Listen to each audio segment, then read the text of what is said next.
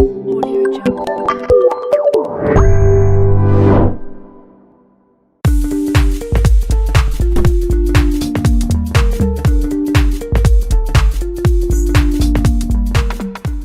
Hi, you're watching Tech Times Exclusives. I'm Chris, and today we have Deborah Jourdan, head of North and Central America for Deezer, a fast-growing music streaming platform.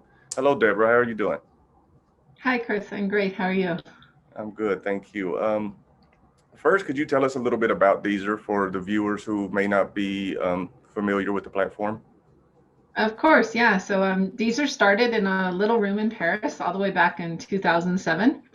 Now we bring over 73 million songs, podcasts, and radio stations to just over 16 million users and in more than 180 countries. So we're the fourth largest music streaming app in the world. That's pretty big when you consider Yes. how competitive the streaming services are right now. So yeah, I checked out Deezer on my own, of course, and there are really too many features to mention that make Deezer special compared to other streaming platforms. So, from which of these features do you think should the casual listener be most excited about?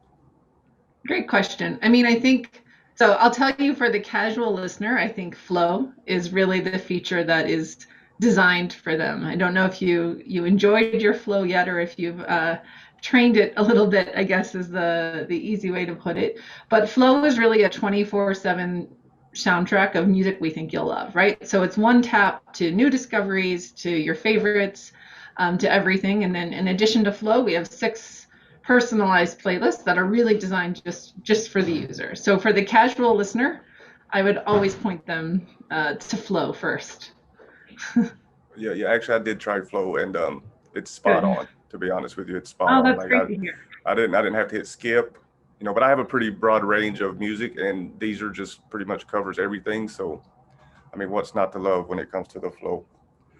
So, yeah, like you said, you guys hit the competitive U.S. market in 2016, and then you pretty much almost immediately saw an increase in worldwide subscribers from 6 million in January of 2015 to more than 9 million by the end of 2017.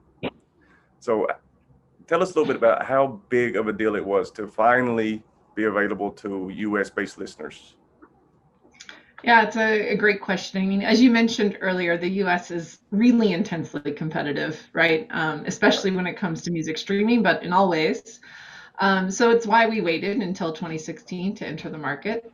Once we did, it was an important addition to Deezer and becoming the fourth largest streaming service in the world today, right? Like it was a key moment for us. As I'm sure you know, the US is the biggest music market from a revenue perspective. So it's really important that we found our way into this market. We entered the market with a really strong focus on the US Hispanic and on Latin music, and then secondarily as well on audiophiles with our hi-fi offer. So everything we've done since we've entered the US has been to focus on those audience since it is so competitive. Right. Okay. Yeah. And I also seen that Deezer is, I guess you could say, stepping outside of what you would normally imagine as music streaming. When you guys introduced the ASMR sessions originals, Oh, yeah, yeah. that's really I was really impressed when I seen that. Like, wow, this is an area that me personally I'd never considered. Well-known artists doing their popular songs in an ASMR tone. Could you give us a little Yeah. background on that, like where that originated from? Yeah, I can. And I have to tell you, I think the ASMR project is like one of the weirdest and coolest we've done since I joined Deezer. So I think it's like at first it's a little bit like, what is this? But I think what brought it about was we were noticing some of our editors were noticing that ASMR content was really seeing a big increase on our platform worldwide. It was over 240% increase since 2020. So we really saw the organic ASMR content taking hold. And so as a result of that, we did a quick survey of people to see if this was, still a niche thing or becoming more mainstream. And I think a bit to my surprise, like you said, 63% of people were already using it. And yeah, which was more than I expected. But it was really cool to see that. And so it came about. We had like our artist marketing team had this really cool idea to take some top artists like Alicia Keys and Tom Jones and Ava Max and have them record some iconic music. So I have to admit, I got the tingles listening to Alicia Keys, which is Actually, really the that's point of ASMR, right? yeah. It's Actually, like that's who I that's immediately who I went to as well, was Alicia Keys. When I just yeah, yeah, for some yeah. reason there's just a draw. Like Alicia Keys is, it feels almost so. Maybe that's the whole thing behind ASMR, is because it feels so intimate. Maybe like, I guess I can understand how people would be drawn to that. It's very soothing, very relaxing, and then to have someone of a scale like Alicia Keys, it's Yeah. so interesting. I was so interested by it. It was amazing, really.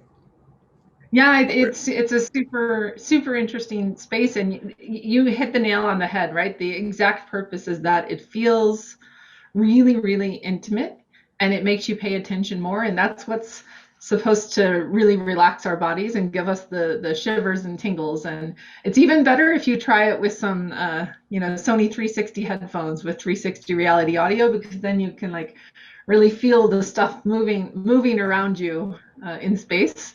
But it's great both ways. Right. Yeah.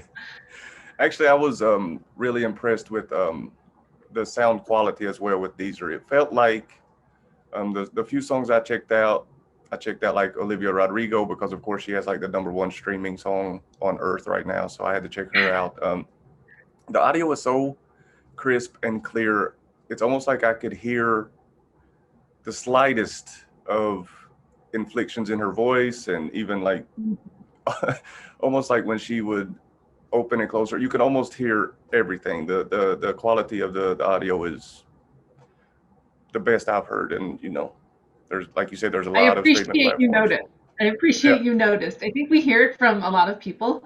We've been passionate about high quality sound for a long time, right?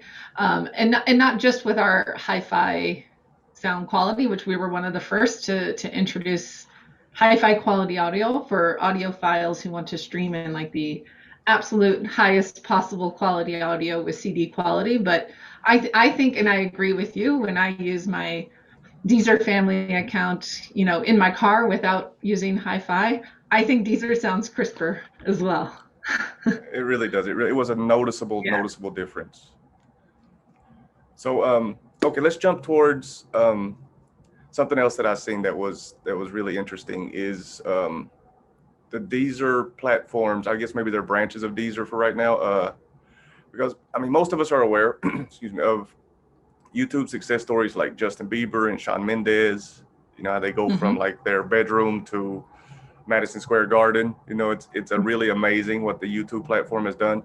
But I think now, and I'm sure some people, if not most people, will agree with me that YouTube is oversaturated. Hmm. But thankfully, Deezer is kind of stepping in there, and they got some things going. You guys have some things going on too. Could you tell us more about like Deezer for creators and Deezer Next? Yeah, absolutely. I'm actually really proud of our team and the approach Deezer takes to what we call a local hero approach, right? We're competing against huge tech companies, one of whom you mentioned, in the space that have all of this at their disposal. But in a way, it's advantage because we can be a bit more human and a bit more local in everything we do. And we have editors around the world that create that localized content that I think really makes us different.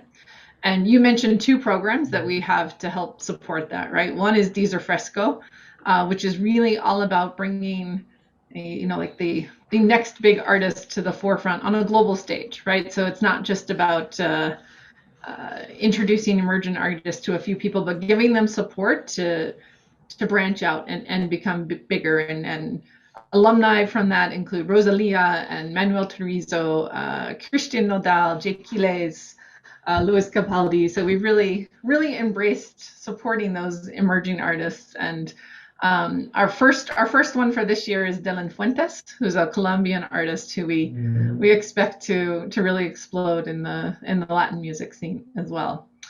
For Deezer for Creators, I think this is so important for emerging artists. And if I had one piece of advice to give to a young artist who's trying to figure out what to do, it would be to either embrace understanding your data or find someone close to you who can. Because now there's so much data out there that they can really use streaming trends, audience insights to figure out how they improve their performance, to figure out which markets they might have fans in that they didn't expect.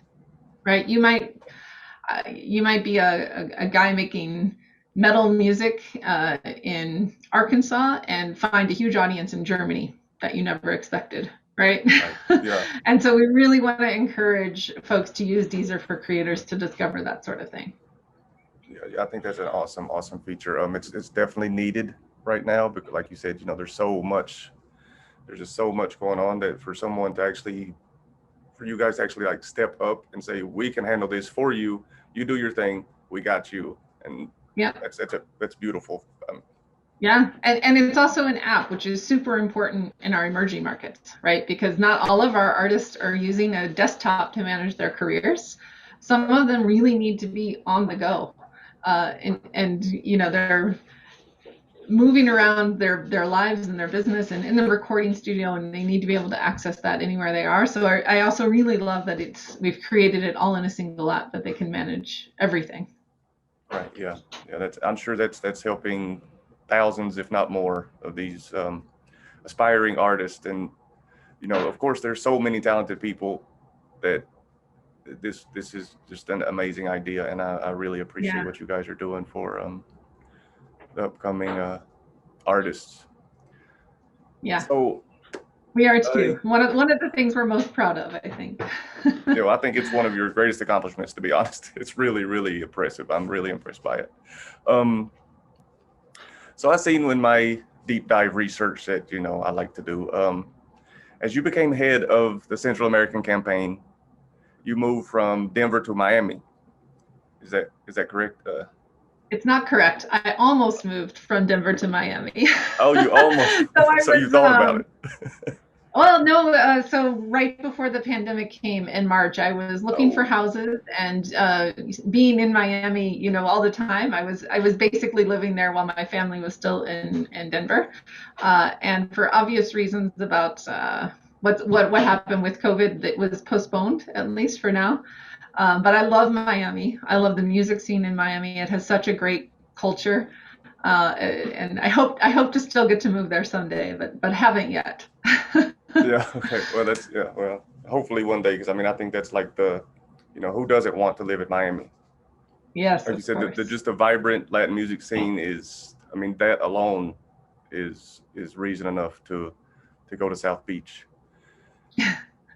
So yeah, it's since the explosion of Despacito, I think it can be linked to the Latin explosion in 2017. Latin music has been, maybe slowly is not the correct word, it's been moderately taken over the world, namely North America. Mm-hmm. And I see that Deezer is really, really making an attempt to spotlight these Latin artists. And as a music lover myself, this is almost in line with ASMR. The promotion of acoustic reggaeton is like, that's another thing I would have never considered, acoustic reggaeton, because for me, reggaeton is like, it's for the movement. But there's also a story in these songs. There's lyrics that maybe get drowned out by the upbeat dancing sound of, the music. So can you shed some light on how Deezer plans to help these established Latin artists reach new audience and at the same time draw in more listeners to Deezer?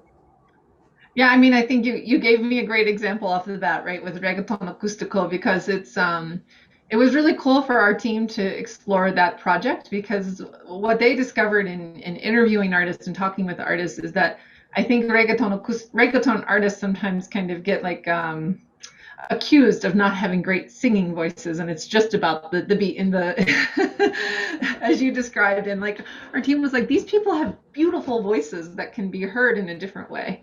And so what they wanted to do is really highlight that, and highlight that to maybe an audience that turns away from reggaeton. Even though they're some of the hugest artists in the world, there's an audience that doesn't want that wants something more intimate or more romantic. And so it was, I think, a really great project that our team put together to show that to a new audience. We also have a couple of other things to help those even bigger audience, bigger Latin artists get introduced to a new audience. We have our own TV show in Mexico called These Are Live. It airs every Sunday on Azteca Uno, so it reaches nearly 3 million viewers every week. And we invite artists to come introduce themselves to the Mexican audience as well on that show. We also have, playlists that are global that help expose artists in other countries. So Fuego Latino is really our flagship playlist, and the one that Diego, our editor on that playlist, really helps to bring artists to other markets. And we've seen, J Balvin explode in markets like France and the UK and Germany as a result of getting included on those sorts of playlists.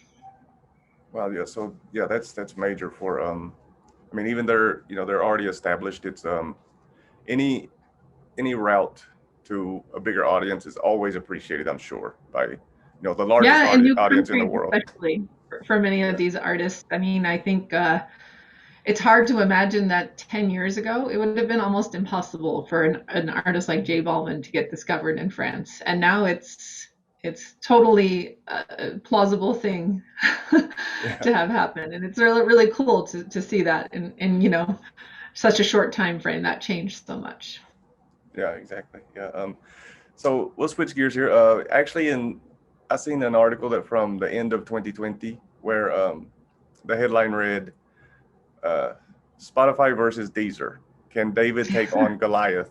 Uh, but actually, in the article, the author of the article gave Deezer the advantage in possibly the most important areas like audio quality, music Yeah. discovery, usability on the app. So, do you still feel like Deezer is David in a world of streaming Goliaths? Yeah, we're in a world of giants, so there's no hiding that, right? Sometimes I joke that our smallest competitor is Google. So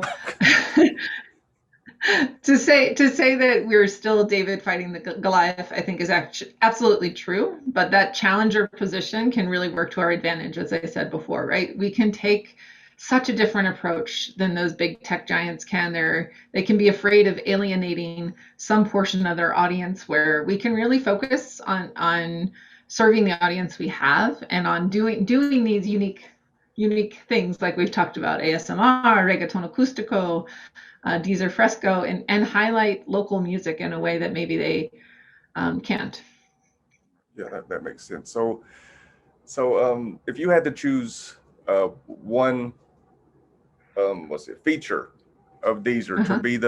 to be the metaphorical slingshot, for like what would you place your bets on as far as just a personal opinion, That's a like great question. Yeah, one feature that's our metaphorical slingshot. I might pick Country Selector. So this is a feature I don't know that any other DSP has, that lets you, on the go anytime, switch the country we think you're in. So if I have parents in Colombia and want to know like what's on their mind in Colombia, I can switch my country to Colombia and see, the Vallenato channel and podcasts from Colombia, and sort of tap into that market in a way.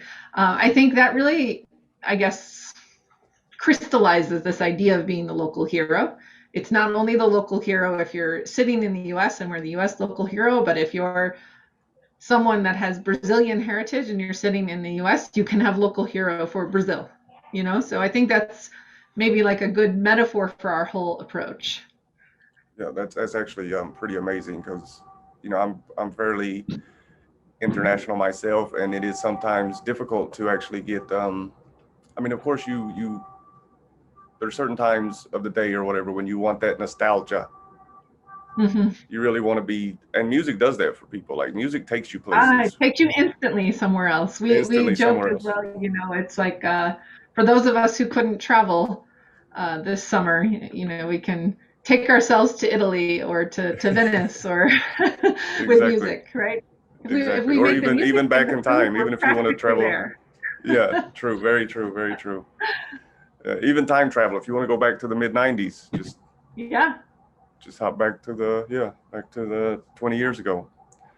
But yeah, actually, I'm really excited about Deezer. I really like it. I've actually made the jump myself personally, like that's awesome to hear. from other platforms. I mean, what honestly, what I know I mentioned this already, but I'm going to say it again. The music quality really, I was like, wow, this sounds, it's like the best I've heard Yeah, for, to yeah. be streaming. It's honestly amazing, and I enjoy it. I really do. All the features. I mean, it's what's not to love, honestly. So in light of that, what can I look forward to from Deezer in the near or the far future, whatever, if you have something coming up? Yeah, sure. I mean, I think you'll continue to see really interesting original content projects like the ones we've talked about. I maybe can't tell you what they are, but more stuff like ASMR and Reggaeton Acústico and more original podcasts. You'll see all of that coming from us. I think you'll continue to see us focus on growth in the region we've been talking about here, the Americas. We have a strong focus on this region, both the US, Mexico, as well as other countries where we have a growing base like Argentina and Peru, Guatemala. So I think you'll continue to see that. In the longer term, you may have seen that we recently made an investment in Dreamstage, which is a music streaming platform that brings together live and virtual concerts. So I think you'll definitely see more from us on that front. Um, how we bring those two experiences together, and how potentially virtual concerts can be for music what TV was for sports, right? Where there's a much bigger and broader audience, and I can watch the Euro Cup here in the US because of TV. And likewise, maybe I can watch a concert that's coming from France here in the US without having to get on a plane and travel. Oh wow, yeah, that's see, that's you guys are so impressive with with the way that you just completely think outside of the box, and it's so refreshing to see that because like streaming platforms have what blew up in the last decade or so, but even since then, I feel like Deezer is really the only one making any taking any initiative to really change that platform, change that niche of just Yeah. street. It's not just streaming music anymore with you guys. It's you've taken it and turned it into a whole experience. Yes, we pride ourselves on having a very rich history of innovation and being the first at many things. We were the first to bring podcasts to streaming as well. So we have many firsts under our belt, and hopefully we'll have many more. I believe you will. I believe you will. Yeah, Well, Deborah, I think that'll do it for us for today. sounds I good. really, Thank you so much, Chris, for the time. I appreciate it. Me too. I really appreciate you taking time out of your day to hang out with us here, and maybe you can come back and soon. I'd love to. Awesome, awesome. Thank you. All right. Thank you. Bye bye. Bye bye.